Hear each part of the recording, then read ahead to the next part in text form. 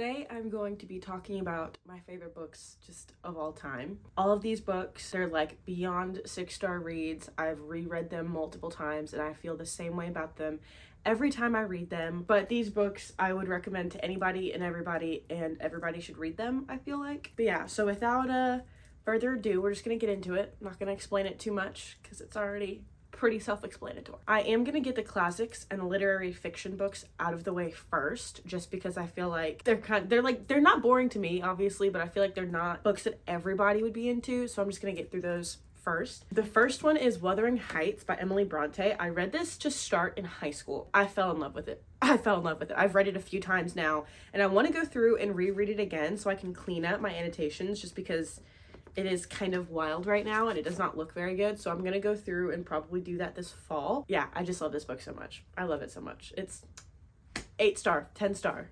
I don't know.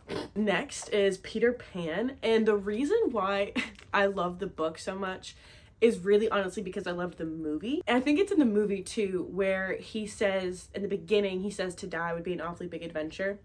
And then he meets Wendy and they have their adventure and they fall in love. And at the end of the book, he decides that living would be a big adventure. And I loved that so much. So I got to live would be an awfully big adventure on my rib right here.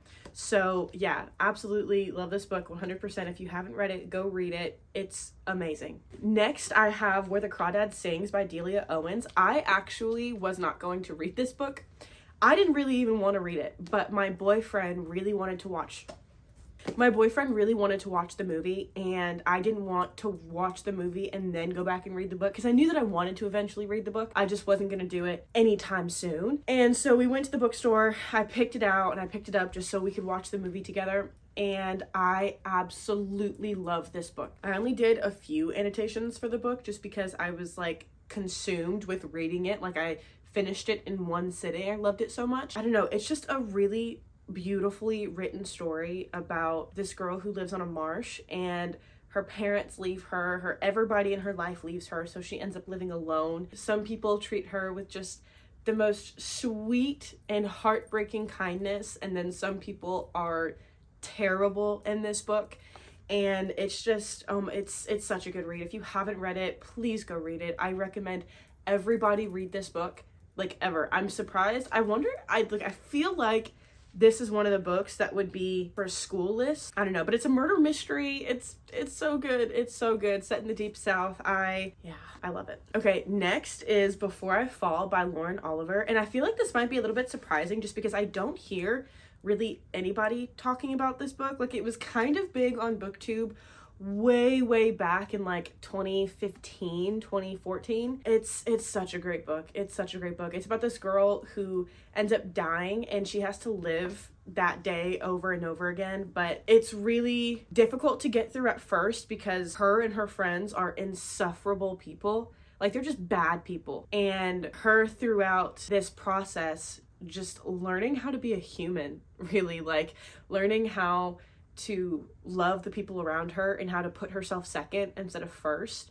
And I don't know, I think something about this when I read it really hit me because, you know, I was an insufferable teenager when I first picked this up, and, you know, reading about her relationship with her little sister and her parents and her friends and how she was so quick to judge people and to make fun of them, honestly, until she died and, you know, she got the second chance to turn everything around. And it's one of those books that I've reread a few times, and I've watched the movie more times than I can count because I really love the movie adaptation. Something to make you stop and think about the way that you interact with people and how that has effects beyond you. I would absolutely 100% read this book. It's amazing. Okay, bringing up a little bit of a newer release is Binding 13 by Chloe Walsh. I read this, I want to say like 2 months ago. I love this book so much. I don't know what it is about it because I know objectively like it's not a literary masterpiece by any means, and I know that, but it's just, there's something about it that really clicked and resonated with me, and I loved it, and I loved the characters, and I'm really scared to read the second one, but I'm so excited to. I really, really love this book, and I will be rereading it at some point. It follows this couple, Johnny and Shannon, and Shannon had to switch schools to this new school where she meets Johnny, who's a rugby player, and he gets hurt, so he's not able to play, so he's dealing with that, and she has a very bad home life, and she's trying to deal with that, and they find each other, and they're not technically supposed to be together. I think about it, and I only have good feelings about it. It's really good. It's super heavy, but it's amazing. Next, I have Addicted to You by Krista and Rebecca Ritchie. I read this one, and I read Ricochet back to back, and while Ricochet wasn't as good of a book for me, they're both still 5 stars, but Addicted to You specifically just really shocked me, I think. I think that's really what it was, because I wasn't expecting it to be as real as it was. It's about this couple named Lily and Lo, and they're fake dating because they're addicts. So they're trying to hide their addictions from their families by pretending like they're together so that they can cover for each other and basically enable each other to keep on with their addictions, but they are in love with each other.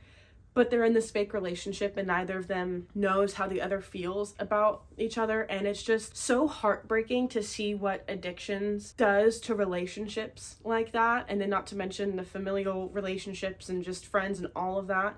It was really sad to read about. And it was also, just like I said, it was so heartbreaking, but it was really, really good. And I really loved it. It was irritating at some points, but not in a way that like I didn't like the book, just irritated in a way that made me want to help them. I feel like when I get such strong emotions about the characters in the book, and it's not like in a negative way, but I just feel really, really strongly about them and about their well-being, and it just normally means that this book is going to be one of my favorites. That's kind of what this was, and yeah, I'm excited to continue on with the series, but Lily and Lo will forever be like some of my favorite people. Okay, next is Divergent by Veronica Roth. This is one of the stories that like, okay, I know is not, like I said, a work of literary fiction. I get it, okay? Hunger Games people I understand it. I think it's better than Hunger Games, but I read this before I read the Hunger Games. So this was like one of the first books that I ever read and that I loved, and let's just say Allegiant was traumatic for me because it was the first book that I had read that ended that way, and I think to date it's one of the books, I think it's the only book that I've read that has ended that way, if I'm not mistaken. I really loved it. It's one of the books that like got me into reading in general, and I will forever love this book. I've reread it more times than I can count, and I've seen the movies more times than I can count. I get that the movies are terrible. I know that they're bad. I get it. However, I feel like the first one was really good, so I've rewatched the movie like a bunch of times. It's just a cathartic experience for me. It's very emotional. It's hot in here. Okay, next is City of Bones by Cassandra Clare. And when I say City of Bones, I literally mean this entire like universe worth of books. But there's 15 books just in like the main series. That's not even counting like the little spin-off books. Anyways, City of Bones and The Infernal Devices are 2 of my favorite series of all time. I love City of Bones so much. As you can see, I've annotated the absolute crap out of it. I don't know if you can see that, but I love these books. Like I said, they're comfort books. I read these way back when I first started reading, and they will forever be my favorite books. I understand the problematicness about the city, or about the Mortal Instruments storylines specifically. However, I have my rose-colored glasses on, and I'm just not gonna think too deeply about that because it will gross me out. I love these books. So next is The Unbecoming of Maura and Dyer by Michelle Hodkin. And here's the thing about this series. It's not even finished yet, technically.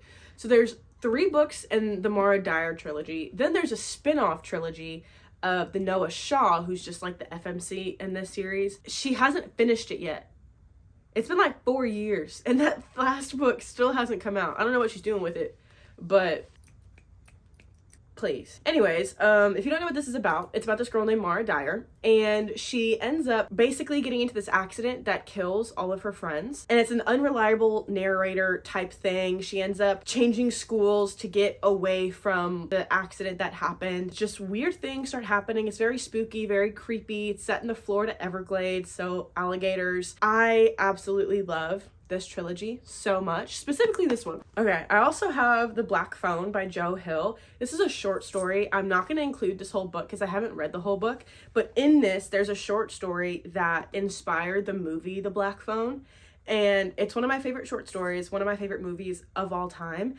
It's about this kid who gets kidnapped basically, and the dude that kidnaps him is super creepy and super weird. There is a little bit of like magical realism that ends up happening in this because past victims of this guy, they're coming back and they're helping him through this black phone. It's really good. I really enjoyed it. Again, it's one of those stories that has stuck with me. It's really good. I wish that I could be like the cool kid. Oh my gosh, I'm dumb. Haha. Bro, that was whack. I almost forgot about like literally one of my favorite books.